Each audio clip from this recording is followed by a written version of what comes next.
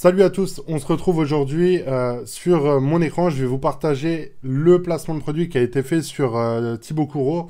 Donc c'est un influenceur de télé-réalité qui est avec Jessica Thivenin. Et il y a eu un placement de produit. Moi, je regardais du coup son Snapchat, etc. Je suis tombé sur le site et j'ai dit waouh, c'est vraiment incroyable de voir des placements aussi moches. Je parle du site web, etc. Je parle pas du placement de Thibaut.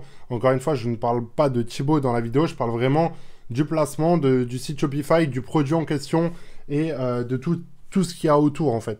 Et je vous le dis clairement, moi j'en fais tous les jours des placements de produits. D'ailleurs, vous pouvez regarder dans la description, il y a une formation où je vous montre en fait un placement de produit où j'ai réalisé à peu près un ROI de 20. Donc j'ai mis 1000 euros, j'ai récupéré 20 000 euros de chiffre d'affaires. Donc voilà, des placements, je connais, j'en fais, j'en ai déjà fait sur Thibaut, je sais comment ça marche, etc. Je veux pas du tout blâmer la personne qui a ce site web, je veux pas qu'il y ait des gens qui le critiquent ou quoi. Encore une fois, je veux que ça soit constructif, ce que je vais faire. Je vais essayer de vous montrer un petit peu son site web, le placement de produit, comment j'ai trouvé le produit, un petit peu la mentalité de la personne qui gère ce site. Encore une fois, je ne sais pas si c'est une personne qui a payé Sean Evans, parce qu'il faut savoir un truc, c'est qu'un placement avec Thibaut, c'est au minimum 5 000 euros. Donc, vous devez faire votre virement à Sean Evans. Il vous envoie un contrat, vous signez les 4 pages, vous le renvoyez, vous faites votre virement de 5 000 euros. Enfin, je ne vais pas dire le chiffre exact parce que j'ai pas le droit, mais voilà, en gros, on va dire que c'est entre 3 000 et 15 000 euros un placement avec Thibaut. En fait, vous faites le virement et après, vous avez le placement. Donc, ça veut dire que la personne qui a eu ce placement de fait a déjà payé. Donc déjà, il faut être sûr de la rentabilité. Thibaut, c'est un très bon influenceur, il a des bons retours, etc. Tout ça, c'est pas ce que j'ai envie de donner en fait dans cette vidéo. Ce que je veux vous montrer, c'est que la personne qui a fait ce site, je suis sûr que cette personne-là, d'ici 2-3 jours, va poster dans les groupes Facebook en disant « Ouais, les influenceurs, ça marche pas. Tout le monde dit que c'est bon, c'est pas comme ça qu'il faut faire. » etc., etc. Alors que son site est horrible, il n'y a aucun branding, les descriptions, c'est celle d'AliExpress.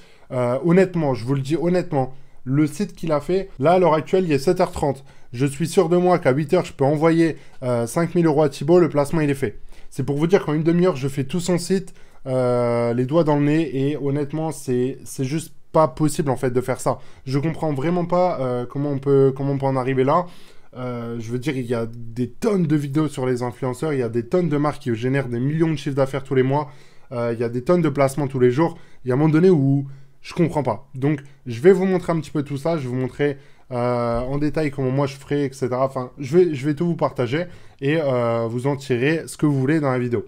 Donc, le placement, si vous voulez le revoir, vous avez juste à aller sur Snaplytics. Vous regardez, vous tapez son pseudo à Thibaut dans Competitor ici.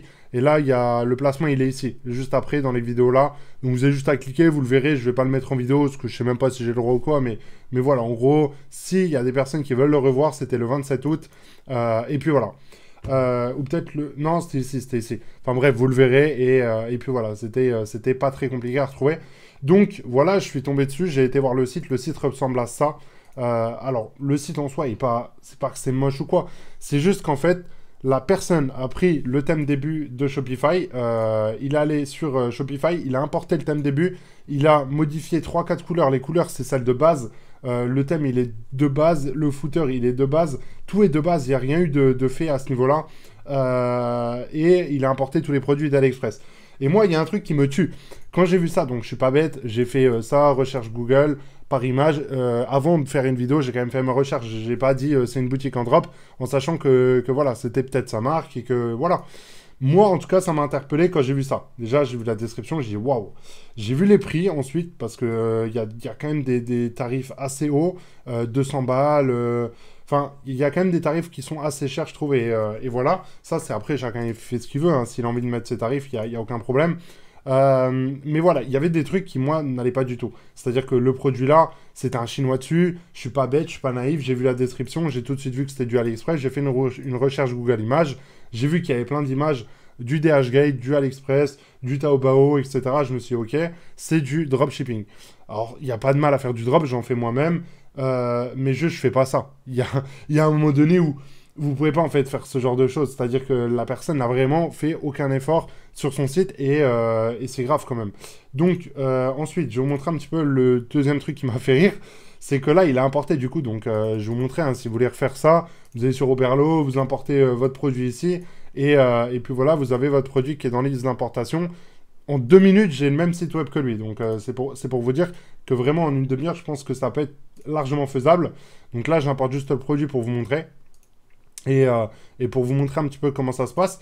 Donc là, on a le produit qui est directement importé sur AliExpress. Et là, vous avez mon site à droite et son site à gauche. Donc c'est juste pour vous montrer que tout est exactement de la même, fait de la même manière.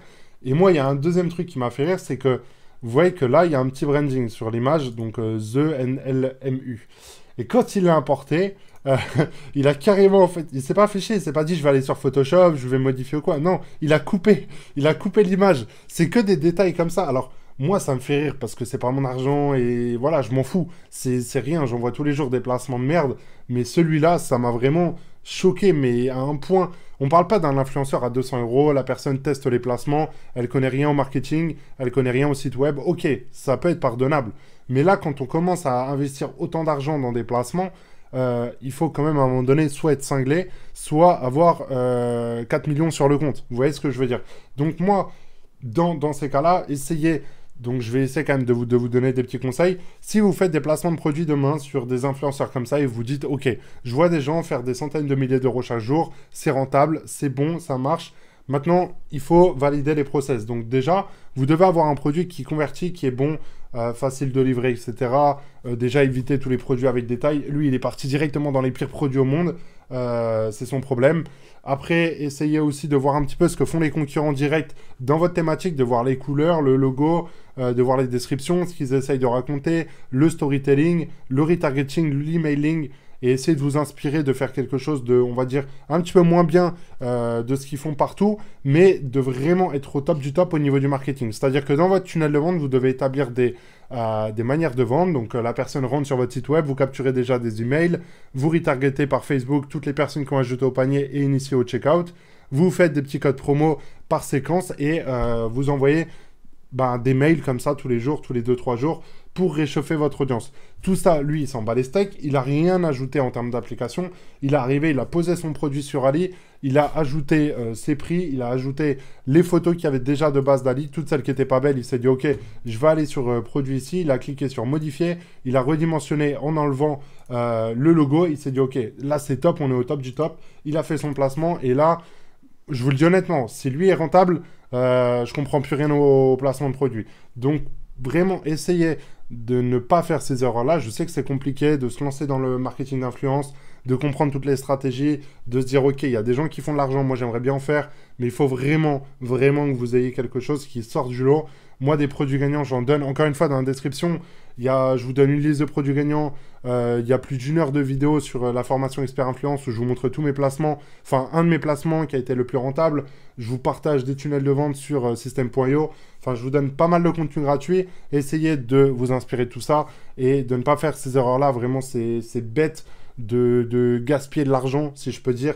Parce que voilà, il y a un moment donné où il y a des influenceurs qui font des placements qui ne sont pas bons. Il y a des influenceurs qui ont des marques à eux. Ils s'en foutent en fait. Ils ont une audience derrière. Ils s'en battent les steaks de mettre des placements. Je vais bientôt faire une vidéo sur Kim Glow qui a le site ABS+.